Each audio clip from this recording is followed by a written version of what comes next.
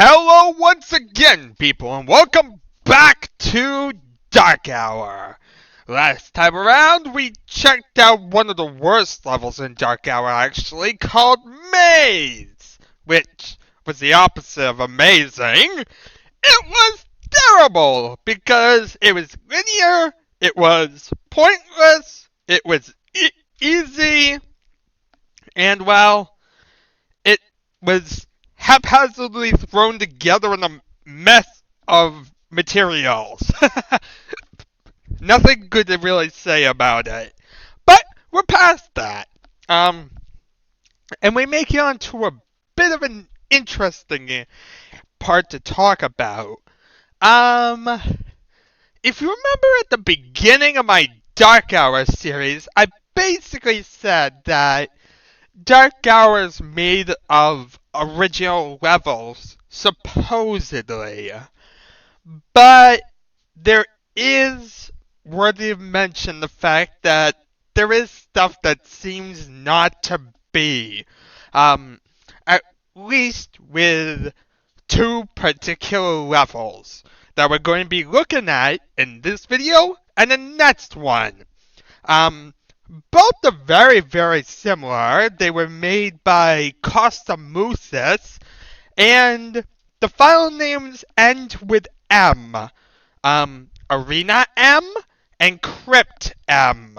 So, I'm assuming M means like modified or mooses or whatever, but it's basically a modification of the original file. It's not the original level. We'll eventually be looking at that in the future, I'm assuming. But yeah, this is a revision, if you will, a modification of their own.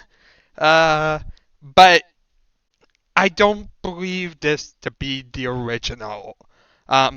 Especially because I've seen both in Aftershock. Yep, Aftershock has both of these levels as levels in its collection. So yeah, there's pretty good evidence that this was two levels that were found on the internet. And the interesting thing, they give no credit to the original designers. Ain't that brilliant? Yeah. Author Costa Mooses on behalf of Microforum. Yeah. No credit to the original author. They basically stole this map. Ain't that brilliant? Copyright infringement, everyone. You paid for copyright infringement. Ain't Dark Hour brilliant? And this is why I said at the beginning that Q2 is pretty evidential that nothing was stolen from the internet just because of how terrible it is, but how consistent it is. Dark Hour, there's not many levels that get like this, but there's these two examples. As I just said, these two levels are like modified versions of the originals and were included, but didn't give credit at all to the original author.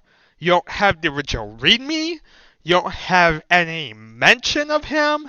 Yeah, it pretty much just says, here's a level. It was made by us. Ain't that brilliant? Yeah, this is just terrible. But this also makes you question, how legit is Dark Hour? Were the rest of the levels made in-house? Or are they also ripped from other people? That's where you start have to question. Honestly, I haven't seen anyone come forth and say anything, but then again, no one did for these two levels either. So it's just that thing that it could totally be ripped from the internet, and well, with GameSpy being gone, a lot of things being gone, pretty much it's faded to history. We may never know if Dark Hour stole a bunch of levels without prior knowledge.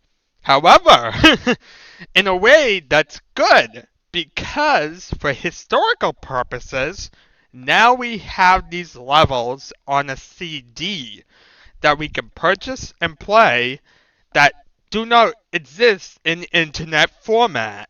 So yeah, they stole. It was a terrible thing. They didn't give credit at all to the original developer.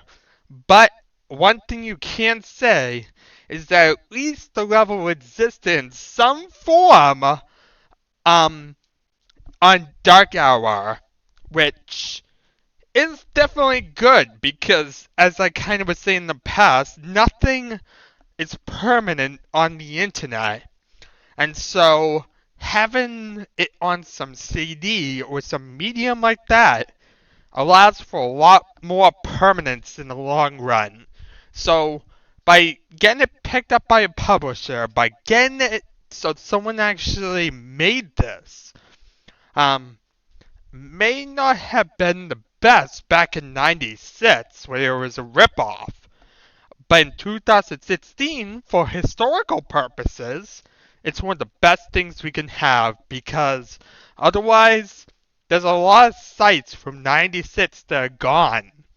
You probably won't get much information from those days.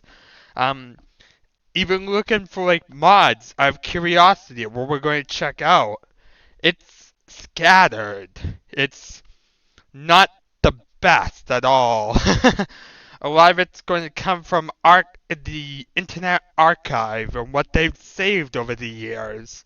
And it's just no cleanness, orderliness.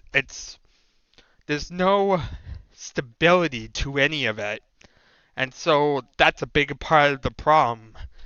Um, Compared to like Doom World, which has lasted all these years surprisingly, Quake is a very, very unstable game in terms of its mods. And like I said, a lot have been lost to history. So it's a bit of a shame, but at least some have been salvaged in the form of these commercial add-ons. It almost makes you wish that commercial add-ons still existed to rip off original developers. I know that sounds terrible. I want more shovelware. But there's a reason. Because the internet's not permanent, but CDs are. And if you can get this thing published and put on a CD, even if you're getting ripped off as a creator, it's still the fact of the matter that exists in some form. And I think at the end of the day, a true artist will be happy with the fact that the medium carries on in some existence than to have it none at all. And I think at the end of the day, one thing that allows for a lot more reliance is a CD. Stinks that's not an original format. Stinks the fact that no one was credited, but it is better than nothing. I just find it a shame that we don't know if it was ripped off the internet or if they actually made these. It stinks that we can't trust their word on this because of stuff like this. But that's how it goes. Anyway, Arena is a simple map. Or should I say, welcome to the arena. That's its actual name, but in the level select screen, it's just called Arena. It's one large room with ramps and platforms. That pretty much describes it. It pretty much is just a one-room map. Kind of like Dogring. Think like Dogring, but with a lot more focus on the platforms. Run when you start in single player. Yeah, this is another one of those enemies attacking you right at the start. Because apparently people like that. Like, Why do you do that? If you know, like, Doom or whatnot, besides, like, E3 and 4, I think most Doom levels had it so that way you had time before it actually started, the action. And here it doesn't. It's a rather weird scenario. Um, it's very much shoot him as soon as he gets in the map. Look at every single one of the original Quake levels. Every single one of them, you started in an area before you got attacked. Except for, like, Shub-Niggurath's Pit. But that was kind of like the exception, not the rule. And it's very weird having it, like, in all these add-ons, everything trying to kill you. Anyway, I've been running Limbo for 10 minutes. Is it just me or are these getting longer and longer with me talking? I was doing fine for a little bit, but now I'm doing worse. Hey, me.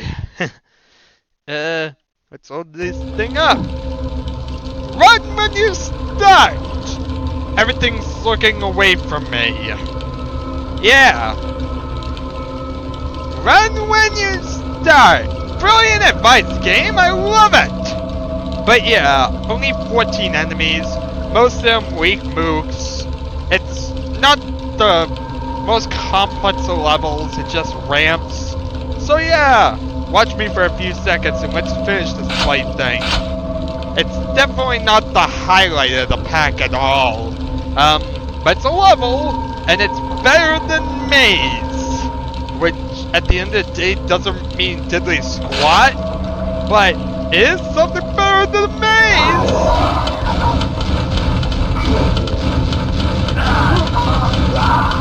Now we're just gonna kill all these flake grunts. There's so many of them! Die! Where'd he go? Is he dead? I can't tell! It's so dark! I can't tell what's going on! Help! I can't see what I'm doing! This is kind of problematic. I can't tell what I'm doing because it's so dark. Is that an ogre? It's an ogre! Hooray! There's an ogre! I wouldn't have been able to tell because it's so bright dark I can't see anything. Hooray! Let's pick up this random gun. Use it to kill an ogre. Actually, I think there's a couple bouncing grenades down my head. Yeah, this is brilliant. Okay, let's rush this guy. Hi. Yep, he bounces grenades over my head. I have found his weakness. Okay, up we go. Upsy daisy. Well, this is pathetically easy. Oh god, beans everywhere. Beans everywhere. Oh god, kill them all. Kill them all. There we are. Everyone is dead. Literally everyone. Yeah.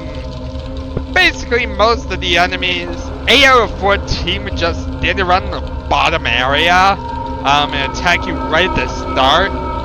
And the fact of the matter is that you're basically killing an ogre here and an ogre here. There's really only 2 feats and you're pretty much done. Yeah. Not the most interesting maps. Okay, let's continue along and look at stuff like this thing. Ain't this thing amazing? You can jump through a hole here and pick up a gun. You can walk down here and pick up another gun. What variety! Platform! Yeah, platform it. Okay, we made another platform. We're doing good on the platforms. Okie dokie. You come down here, you get a thunderbolt.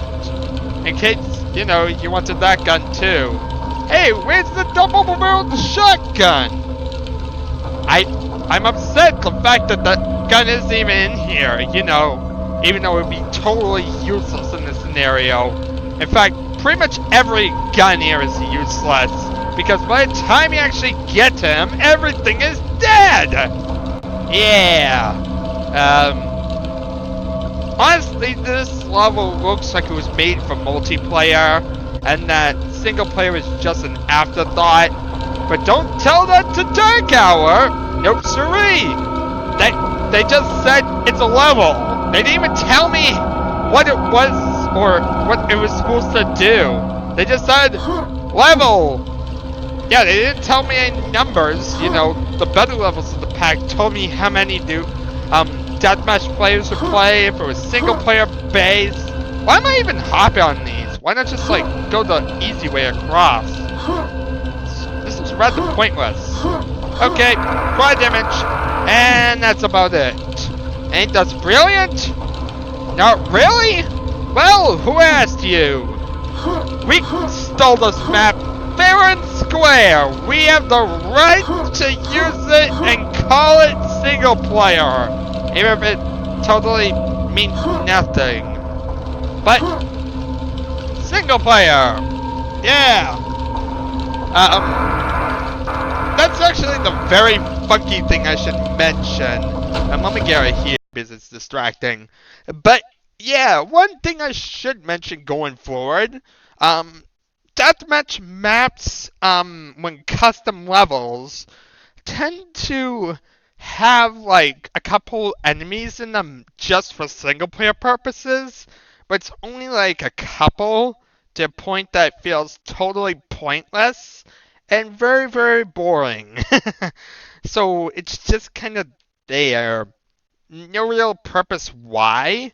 I mean, in Deathmatch you don't see the enemies, but it allows for minimal playability, I guess. Just nothing entertaining at all. It's pretty much there, but it's a thing to check out, and it keeps us interested instead of just walking around the level and saying, "Here a gun, here another gun." The end. Anyway, I'm bored to death over here. This level's not the highlight of the pack at all. Like I said, one-room maps are never interesting, and levels that pretty much you kill everything right at the beginning isn't interesting either. So yeah, a bite-sized mission with very uninteresting results. Anyway, thank you very much all for watching. It's been an adventure, and I shall see you all next time.